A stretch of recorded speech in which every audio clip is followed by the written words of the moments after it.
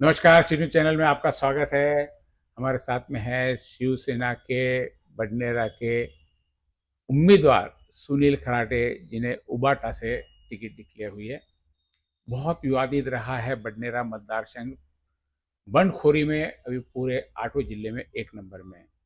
जहां महायुति की बंडखोरी है, वहीं महाविकास आघाड़ी की भी बंडखोरी है। सीधे सीधे कल प्रीति बंड ने भी ऐलान कर दिया कि वो भी सीट लड़ेगी हैं, और वहीं महायुति से तुषार भारती भी दम ठोक कर खड़े हैं। अब ऐसे में जो पार्टी के उम्मीदवार, उनके सामने क्या चैलेंजेस आ सकते हैं, क्या समस्याएं आ सकती है, क्या बंडखोरी उनके लिए फायदेमंद है या नुकसान देंगी, या बंडखोरी को दबाने के लिए क्या प्रयास है, क्या बंडखोरी को दबाने में ही पूरा एनर्जी वेस्ट जाएगी, या मतदाता और मतदार संघ के बारे में सोचे। हमारे साथ में सुनील खराटे। सुनील जी, नमस्कार। नमस्कार। बहुत बहुत अभिनंदन आपका। आपको सीधी सीधी जैसे उबाटा की धन्यवाद। टिकट आपकी जो मेहनत थी उससे मिल गई। सीधा सीधा बंडखोरी वहां पे आपके होगी बढ़ने, किस प्रकार से देखते हैं आप बंडखोरी को? छोटे शॉर्ट में, फिर आपके मतदार संघ की बात करेंगे और आपके विजन की बात करेंगे। मेरी जो उम्मीदवारी है, आदरणीय पक्ष प्रमुख उद्धव साहब ने मुझे दी है। मैं महाविकास आघाड़ी का उम्मीदवार हूँ, तो मुझे ये चुनाव तो लड़ना ही है।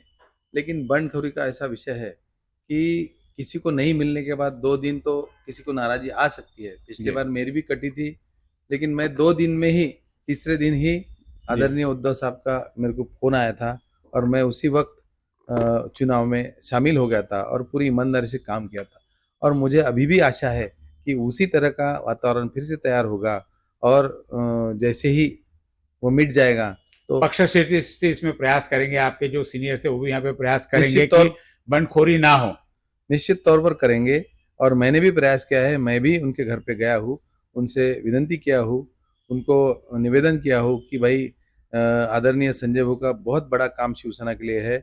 लोक नेता करके वो पहले शिवसैनिक जिले के हैं जिनको उपाधि मिली है। उनका अतुलनीय काम जो शिवसेना के लिए है, उसको कहीं ठेस ना पहुँचे, वो कहीं आहत ना हो, इसकी आप ज़िम्मेदारी आप ले। आप उस तरीके से अगर आएँगी हमारी, मैं तो चाहता हूँ कि हमारी बड़ी बहन बनकर मेरे को आशीर्वाद दे और ये पूरी निवडणूक का जिम्मा वो ले ले। जिम्मा वो ले। क्योंकि जिस व्यक्ति ने उनके पति को हराया है, जिस व्यक्ति ने उनको हराया है और जिस व्यक्ति ने हमारे आदरणीय उद्धव साहब का बार-बार अपमान करने की कोशिश की है, ऐसे व्यक्ति को हराने के लिए एक बहन बन के वो मेरे पीठ के पीछे आ जाए, तो ये दिवाली की जो भाई-दूज की इससे बड़ी मिसाल या गिफ्ट मेरे लिए कोई नहीं होगी। कैसा दिखता है बडनेरा मतदार संघ को?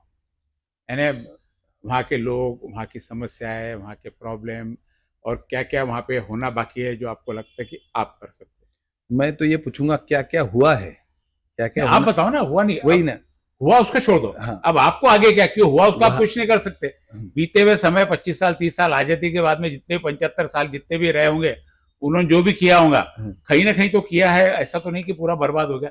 अब आप क्या करोगे उसमें? मैं चाहता हूँ कि वहाँ सबसे पहले मैं हमेशा कहता यानी हूँ। पहले तो बडनेरा मतदार संघ है कैसा है, लोग कैसे वहाँ पे, किस टाइप के लोग रहते हैं, क्या लोगों की समस्याएं है, आपको बडनेरा मतदार संघ की कितनी जानकारी है, सीधा सीधा? बडनेरा मतदार संघ बहुत ही अच्छा है, बहुत अच्छे लोग वहाँ रहते हैं।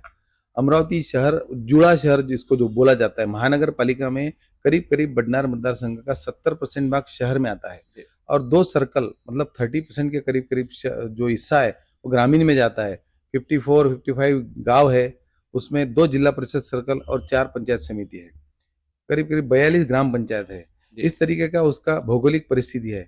लेकिन जो बडनेरा शहर नाम है जिसका, अमरावती बडनेरा महानगर पालिका एक है, लेकिन बडनेरा शहर को नाम है, वो बडनेरा अभी तक बहुत ज़्यादा अविकसित है। जी। उसमें विकास कुछ भी नहीं हुआ है।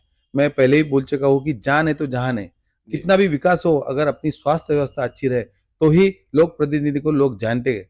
आज वहाँ की स्वास्थ्य व्यवस्था आप देखेंगे, वहाँ की क्या वो पूरे महाराष्ट्र की है, लेकिन वहाँ की उससे भी ज़्यादा खराब है। जी। कई दिन से वो ट्रामा केयर हॉस्पिटल बन के पड़ा है महानगर पालिका का, लेकिन वो एक कार्यालय के तौर पर यूज़ किया जाता है। कोई डॉक्टर नहीं, कुछ नहीं, व्यवस्था नहीं, सारे लोगों को अमरावती आना पड़ता है। अगर वहाँ देखा जाए तो युवकों को रोज़गार के लिए भातकुली में एमआईडीसी के लिए इतनी बड़ी जगह एक्वायर करके रखी, लेकिन वो किसने किसके नाम पे लिए, वो 5 साल से अभी तक पता नहीं चला।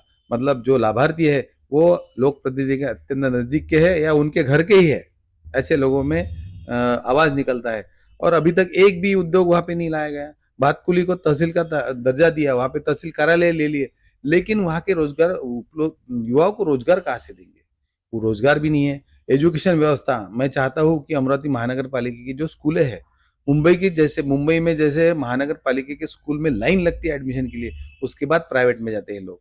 लेकिन हमारे यहाँ के टीचर जो है महानगर पालिका, वो भी अपने बच्चों को नहीं डालते। यानी ये समस्या अमरावती की भी है, साथ में बडनेरा के साथ में बडनेरा का भी है, और अमरावती की भी है। बडनेरा के किसानों के लिए वो जैसे वहां के लोक प्रतिनिधि ने जो आज तक बोले तैसा चाले,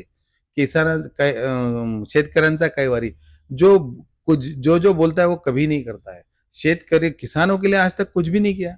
बताए एक तो भी कारण, वहां का मतलब वो आज तक के वैसे भाग्यवान थे कि उनके मतदार संघ के बाजू में ही विमानतल हो रहा था, लेकिन उसके लिए अभी तक कोई प्रयास नहीं। कई सालों से विमानतल जो एयरपोर्ट है अभी तक के बंद रहा है, बना नहीं है, और उसके वजह से पंचतरा के एमआईडीसी आने के बावजूद भी बड़े बड़े उद्योग नहीं ला सक रहे, आए हुए उद्योग बंद पड़ रहे हैं। उसके बाद जो वैगन फैक्ट्री है, जो जिसका श्रेय लेते हैं, वो भी हमारे पहले के सांसद ने लाया हुआ है। बहुत सारी चीजें राष्ट्रपति जी ने की हुई है यहाँ पर, लेकिन जो रोड सबसे एकदम न्यूनतम लोगों को चाहिए, स्वच्छता, रोड और लाइट व्यवस्था। स्वच्छता के बारे में आज देखेंगे तो स्वच्छता का फज्जा उड़ा हुआ है, और उसमें सारे के सारे कॉन्ट्रैक्टर उनके ही है। उनको लोगों के सामने मारपीट करने का ढोंग करते हैं, नाली में उतारते हैं, लेकिन उनको पेमेंट देने के लिए अधिकारियों पे दबाव लाते हैं। 50 आदमी लगाते हैं और 500 लोगों की पेमेंट निकालते हैं। ये जिस तरीके का वातावरण है, डेंगू से कई बच्चों की मौत हो गई, कई बुजुर्गों को उसमें एडमिट होना पड़ा। आज जो डेंगू का प्रभाव है, उसका निवारण आज तक करने के लिए कोई सामने नहीं आया। जो चालू है पुरातन काल से जो औषध उसके लिए है ही नहीं, वो औषध मारने के सिर्फ क्या है तो लाभार्थी वो कॉन्ट्रैक्टर है। ऐसी दयनीय व्यवस्था बडनेरा मतदार संघ की है। तो मैं चाहता हूँ कि वहां का जो अभी वातावरण है, अमरावती शहर का वातावरण इतना खराब हुआ है, क्राइम इतना बढ़ चुका है कि गए 10-15 दिन में 7 से 8 मर्डर हो चुके हैं, और यहाँ नशा इतना फैल रहा है, एमडी का नशा लोगों में इतना, तरुण युवा वर्ग उसके जा रहा है, और एमडी का नशा इतना खतरनाक है। एक बार बच्चा उसके अधीन हो गया तो उसके ही अधीन हो, 3-3 दिन तक सोता है, 3-3 तक जागता है, और जो भी मर्डर हो रहा है उसमें बहुत सारा उसका भी हिस्सा है कि वो एमडी लेने के बाद उसको कुछ नहीं सोचता। आमदार बनने के बाद में होने वाले मर्डर पे आप किस प्रकार काबू पाओगे? सबसे पहले मैं यहाँ का क्राइम कंट्रोल में लाने की कोशिश करूंगा, और उसमें आपको जैसे अभी मैंने बोला, जिस तरीके का नशा अमरावती में फैलाया जा रहा है, तो पूरे महाराष्ट्र में नहीं, अमरावती, नागपुर और अमरावती सेकंड नंबर पे अमरावती हम है। यहाँ रहते करके अगर आपको मालूम नहीं है, नहीं पूना में आप बहुत अगर, ज्यादा, पूना में करोड़ों अरबों करोड़ों के ड्रग्स पकड़े गए पूरे। मैं विदर्भ की बॉम्बे बात कर रहा पहुंचे हूँ, थे। मैं विदर्भ की बात कर रहा हूँ। विदर्भ में नागपुर के बाद अमरावती में बड़ा एक इसका स्टेशन बना हुआ है, हब बना हुआ है। यहाँ से बाहर गांव जाता है, यहाँ पे कई बार उसको पकड़ा भी गया है, लेकिन एकदम छुटपुट पैमाने पे, लेकिन रोज सर्रास यहाँ पे मिलते हैं। रात में आप देखेंगे तो नशे के वातावरण में जो क्राइम बढ़ रहा है, उसका आप रोज पेपर पढ़े तो 2-3 क्राइम तो हो ही जाते हैं। ये जो वातावरण है, माँ बहनों के लिए जो एकदम आश्वस्त वातावरण होना चाहिए, वो वातावरण नहीं है। बलात्कार की घटना हो रही है। ये तो एक अमरावती बडनेरा के आमदार से क्या पूरा क्राइम कंट्रोल नहीं करना? क्या क्या महाराष्ट्र सदन से ये बात हो सकती है, या सिर्फ एक आमदार के इससे बात हो सकती है? मैं वही कहना चाहता हूँ कि अभी जो आमदार है, पहले उनकी पत्नी खासदार थी, जो अभी नहीं है।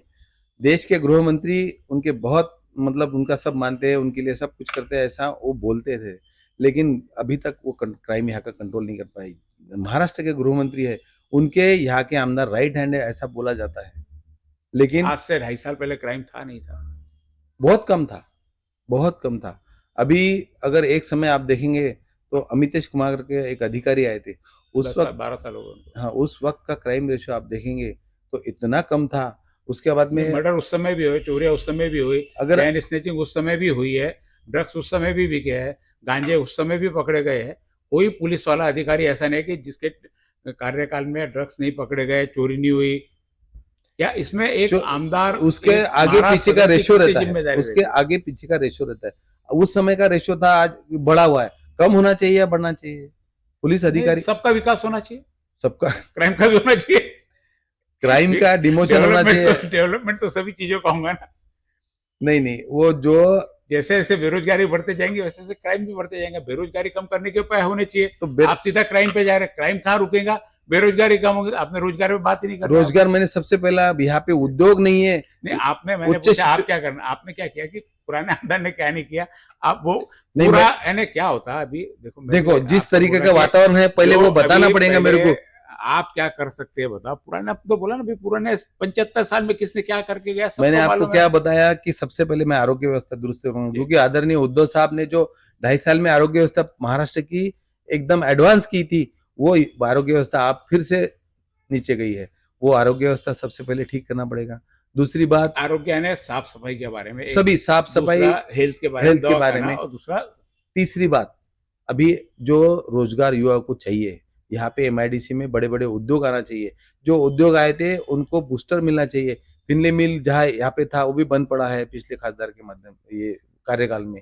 अभी यहाँ की भी एमआईडीसी है, नांदगांव पेट में, सॉरी ये भातकुल में जो एमआईडीसी है वहाँ पे एक भी प्रोजेक्ट क्यों नहीं आया है? 5 साल 15 साल में ये आमदार है, 15 साल में अगर लोगों को रोड नालियों के लिए आमरण उपोषण करना पड़ता है। हमारे कुछ पदाधिकारियों ने भातकुली तालुका में कुछ ग्रामीण में रोड नहीं थे कई सालों से, तो आमरण उपोषण किया, अधिकारियों को आमरण उपोषण छुड़ाना पड़ा, उनको आश्वस्त करना पड़ा, पत्र देना पड़ा। ऐसी दयनीय अवस्था आमदार के 15 साल के आमदार के कार्यकाल में आ सकती है? ये विकास है? ये भी काम करना जरूरी था। यहाँ उनका ध्यान बिल्कुल नहीं है। आप देखेंगे तो बडनेरा मतदार संघों को उन्होंने छोड़ दिया है और सारा समय उनका मुंबई या दिल्ली में रहता है। बट विकास यानी क्या, क्या विकास किस रूप में मानते हैं अपन? एजुकेशन अच्छा होना चाहिए, रोड अच्छे होने चाहिए, लोगों को स्वास्थ्य सुविधा अच्छी होनी चाहिए, या लोगों का दोनों समय का खान पान, विकास को एग्जैक्टली किस रूप में देखेंगे हम? विकास अलग अलग तरीके से होता है। क्योंकि रोड की बात करें तो आप भातकुली रोड देखो बहुत अच्छे बने हुए हैं, नहीं, देखिए हम लगे अच्छे दिख रहे एक ही रोड वो भी अभी अभी बना है, एक ही रोड बना है, वो भी नितिन गडकरी जी के माध्यम से बना है। तो कोई ना कोई आमदार का क्षेत्र में रहेगा ना वो। और जो अंदर के रोड है वो तो अभी की वैसे ही है। आप अगर जाएंगे अमरावती महानगर पालिका में, कि नगर सेवकों का काम इतना था कि एक रोड भी बचा नहीं है करने के लिए, और यहाँ पे 15 साल से आमदार है, और 15 साल से अगर रोड बनने के बाकी रहते तो उसका आमदार की 15 साल किया क्या 15 है? साल की गैप आप 5 साल में कैसे निकाल लोगे? निश्चित तौर पर मुझे क्योंकि निधि तो आपके लिमिटेड रहेंगे, कार्य मुझे क्षेत्र आपका विश्वास है लिमिटेड कि रहेगा। आने वाला जो सरकार है वो आदरणीय उद्धव साहब उसके मुख्यमंत्री रहेंगे, महाविकास आघाड़ी का सरकार आएगा, और उसके माध्यम से आदरणीय उद्धव साहब के अभी तो माध्यम से 6 लोग हमारे यहाँ लिखे, 6 लोग मुख्यमंत्री की राह में, इसमें सब पीछे मुख्यमंत्री के पोस्टर लगा के रखे नहीं, हमें हैं। विश्वास है कि मुख्यमंत्री उद्धव साहब ही बनेंगे। और उद्धव आज साहब, सुना अजित पवार को उन्होंने एक पार्टी दे दी, मुख्यमंत्री महाराष्ट्र शासन करके उनके कार्यकाल में गए, अजित पवार मुख्यमंत्री होंगे। आप कह रहे वो हो रहे, फिर उधर शरद पवार कह रहे सुप्रिया सुले मुख्यमंत्री महाविकास होंगे, आघाड़ी का सरकार आने वाला है, और कांग्रेस बोलती है और हमारा अभी ये महाविकास बनेगा। आघाड़ी सरकार आने के बाद में जिस तरीके का 2.5 साल उन्होंने अपना कार्यकाल किया है, जो महाराष्ट्र के पूरी जनता के दिल में उनके एक अलग स्थान निर्माण किया है, स्वच्छ प्रतिमा का कुटुंब प्रमुख करके उन्होंने जो नाम कमाया है, उसके वजह से हमारे दोनों मित्र पक्ष है, मुझे विश्वास है कि वो भी उन्हीं को मुख्यमंत्री बनाएंगे, क्योंकि एक बार वो मुख्यमंत्री बने तो अगले 25 साल ये जो महायुति का सरकार है उनको चांस नहीं मिलेगा। बने थे ना एक बार 2.5 साल में, फिर वापस वही ना, 2.5 साल में उन्होंने जो आपके अपने खुद के लोग नहीं रुके, वो वही चले गए करके। अभी जो इनको खुद के आमदार चुन के लाते नहीं आए, इसलिए हमारे ले लिए। ताकत थी इनमें। हमारे ट्रेन की भी आमदार हम फिर से अब नया बना रहे, अब उससे भी ट्रेन बनेंगे, वो नहीं फूटेंगे। अब शिवसेना के साथ हमेशा होता है, शिवसेना तीसरी बार फूट गई है। ये उसको क्यों क्यों उसके इसके लिए कभी चर्चा नहीं हुई कि भाई अपने शिवसेना के साथ ही ऐसा क्यों होता? 3 बार ये पूरे पूरे लोग लेके चले गए पूरे के पूरे। ये बड़े पक्ष के लेवल का ये मुद्दा है। ये मेरे जैसे छोटे कार्यकर्ता का मुद्दा नहीं। कार्यकर्ताओं से पूरा पक्ष बनता है। अगर आप ये बोलेंगे सिर्फ 40 गए, लेकिन पूरा महाराष्ट्र का शिवसेना का हमारा शिवसैनिक उद्धव साहब के साथ में बाकी रहा। ये क्यों आप भूल जाते? अगर 40 आमदार गए हैं तो 40 करोड़ या 40 लाख या 4 करोड़ लोग उनके साथ रहे। आज मैं भी यहाँ पे, मेरे को भी बहुत प्रलोभन आए थे, महामंडल दूंगा, बड़ा पद दूंगा, लेकिन मैं भी नहीं गया, क्योंकि आदरणीय उद्धव साहब का, मेरे को भी उनका जो कार्यकाल हुआ, या मैं अनेक सालों आपके लीडर जिनके साथ आप यहाँ, वो तो चले गए, लेकिन वो भी चले गए, लेकिन मैं भी नहीं गया। तो मेरे साथ मेरे जैसे असंख्य शिवसैनिक यही अमरावती में बचे रहे। 2 4 5 को छोड़ के आप बताइए कौन गया? आज भी अमरावती में उनका कहा नहीं, अभी अमरावती में आमदार खासदार है तो चले जाता ना, यहाँ आमदार खासदार था ही नहीं, गए आमदार खासदार, कार्यकर्ता अभी कहीं के नहीं गए ना।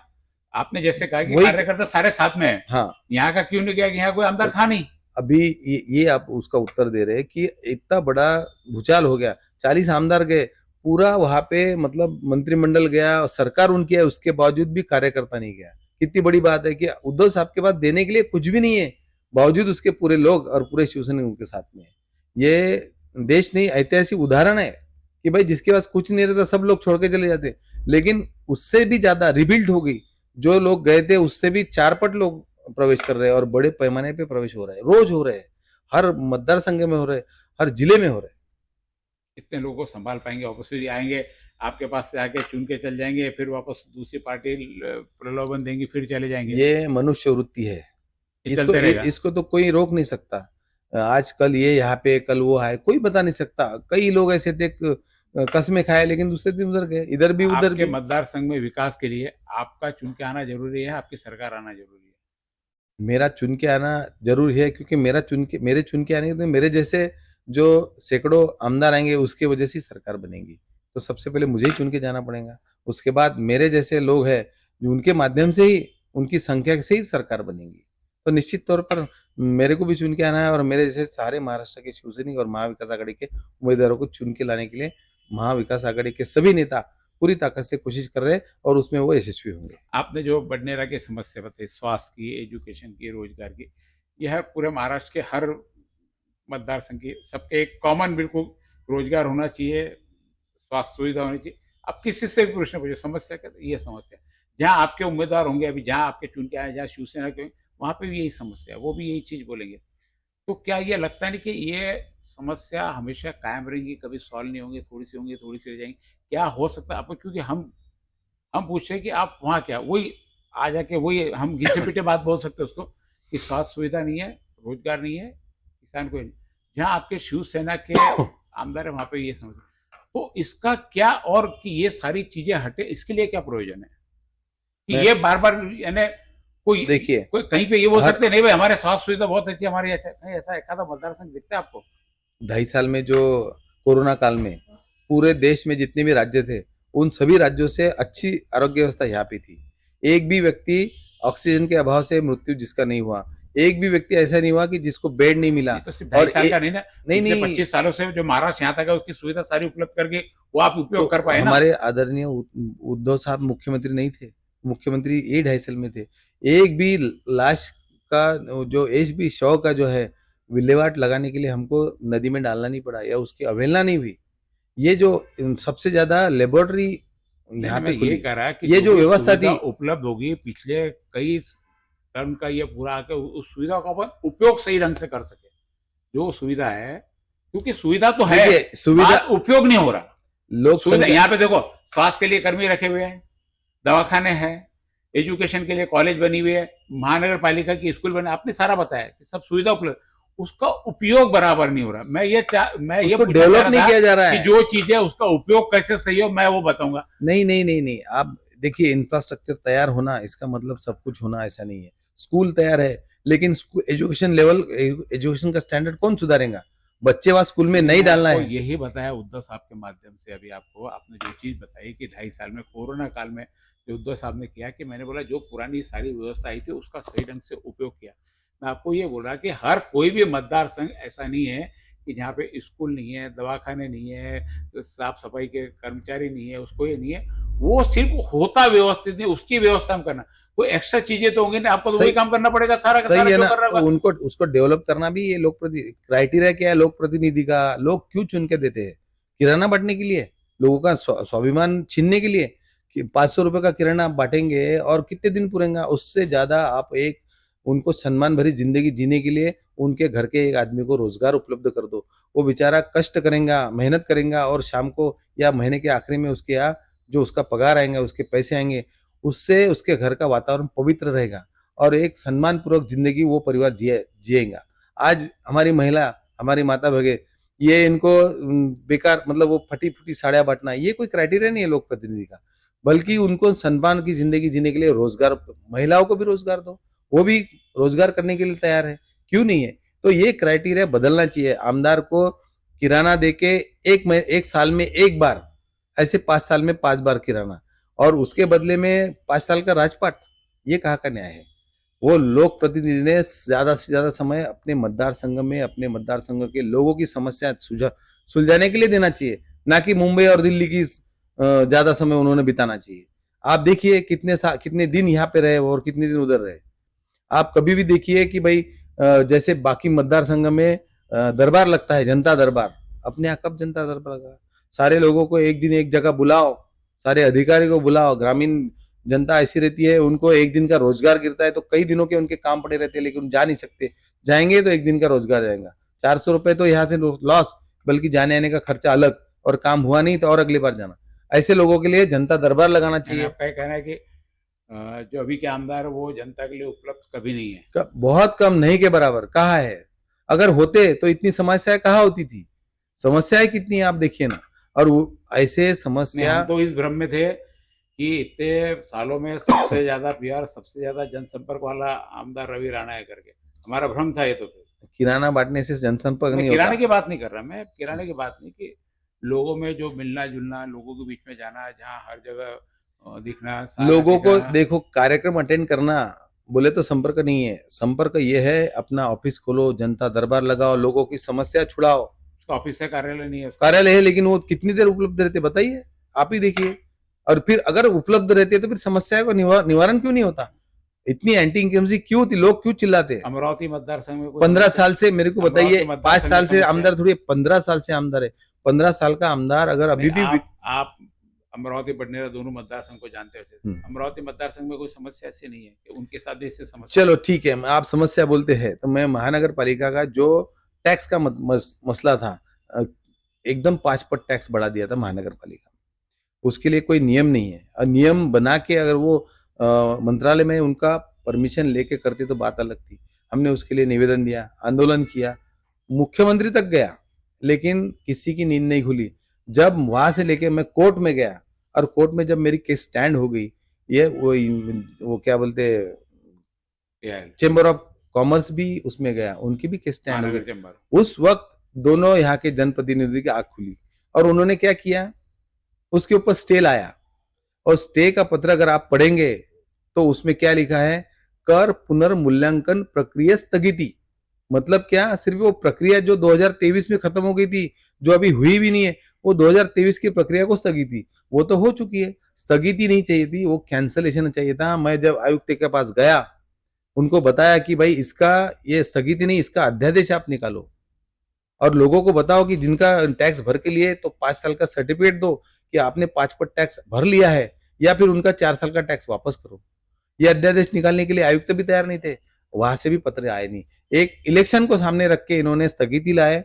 2 महीने इलेक्शन होने के बाद में यही पत्र निकालेंगे कि महानगर पालिका में निधि के अभाव से ये निर्णय बदला जाता है, स्थगिति उठाई जाएंगी और लोगों को फिर के पैसे भरने पड़ेंगे।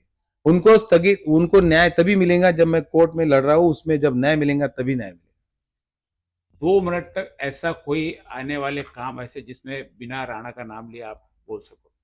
नहीं, मेरी लड़ाई उससे है तो नाम तो लेना ही पड़ेगा। अभी कोई बोल सकता है कि मैं ऐसा करूंगा बिना राणा को रखे? चलो, मैं अभी आप 2 मिनट बोलो आपकी, भाई मैं ये करूंगा, राणा का नाम कहीं, राणा का कार्य बीच में नहीं आया। मैं अभी तक नाम लिया ही नहीं किसी का। नहीं, नाम नहीं, नाम लेना नहीं ना, चर्चा तो उन्हीं की चल रही है, बात मैं आपकी कर रहा, आप चर्चा राणा की कर रहे हो। मैं आपसे पूछ रहा हूँ आप क्या करोगे? गए 10 साल से मैं शिवसेना का जिला प्रमुख और एक शिवसैनिक करके काम कर रहा हूँ। जिस तरीके से मैंने सिर्फ जिला प्रमुख होके कई विकास काम किए हैं, दिन रात लोगों की सेवा की है, जिसके माध्यम से जो गरजू लोग हैं उनकी बड़े काम हो चुके हैं। मैं रात को 2 बजे मेरे को फोन आया तो मैं उनके लिए जाता हूँ, रात को 3 बजे भी। वो मेरे बारे में लोग बोलते हैं कि अगर सुनील भाऊ को अगर फोन किया रात को 3 बजे तो अपने पहले हॉस्पिटल में वो खड़े रहते हैं और अपना पूरा काम कर देते। आप किसी भी डॉक्टर्स को पूछिए, मेरे कितनी बार, एक बार यहाँ के CS थे, उन्होंने कोरोना काल में एक जगह भाषण दिया था, सबसे ज्यादा तकलीफ इस आदमी ने दिया बोले मेरे को। तो वो हंस के बोल रहे थे कि तकलीफ इन द सेंस, रोज मैं लोगों को, पेशेंट को उनके पास भेजता था। ये बाला साहब को अभिप्रेत जो शिव सैनिक था वो बनने की मैं कोशिश कर रहा हूँ, और मेरी कोशिश मरते दम तक रहेंगी। मैं बाला साहब को वो शिव सैनिक बनना चाहता हूँ। मुख्य रूप से हमारे साथ में अभी सुनील खराटे है, इनकी इच्छा है ना, पूछा कि बाळा साहब के जो शिव सैनिक थे, जो सेवा भाव से करते थे, वो सेवा भाव लेकर मतदार संघ में चुनाव लड़ना चाहते हैं। ठीक है, जब बातें होती है, किसी से बातें करेंगे तो पुराना क्या हुआ, उसको कैसे सुधारना, उसके ऊपर ही चर्चा होंगी। 2 मिनट बोलने को कहा था, बिना उसके उन्होंने कहा कि मूल जो उनकी कल्पना है शिवसेना की है, बाळा साहब का जो शिव सैनिक था, उस शिव सैनिक बनकर मतदार संघ में जाके काम करना है, यानी 80% समाजकारण और 20% राजकारण। राजकारण, यह आपका धोरण था। उस धोरण पे काम करना। अब आने वाले समय में किस प्रकार की समस्या, किस प्रकार के चैलेंजेस, क्योंकि बंडखोरी भी बहुत है, शिव सैनिक आज 2 भाग में बँटा हुआ है। वो उसको सबसे पहले एक करना है, एक करके एकजुट होकर सामने वाले प्रतिद्वंदी से लड़ना, क्योंकि लड़ाई किसी कमज़ोर व्यक्ति से नहीं है। हम इसको कम नहीं, आप पुराने आप कितनी समस्या बता दो, लेकिन कहीं न कहीं मैं ताकतवर उनके मैं साथ। अपने मैं एक बात और करना चाहता हूँ कि हमारी लड़ाई सुनील खराटे की लड़ाई नहीं है। ये शिवसेना वर्सेस राणा ये लड़ाई है।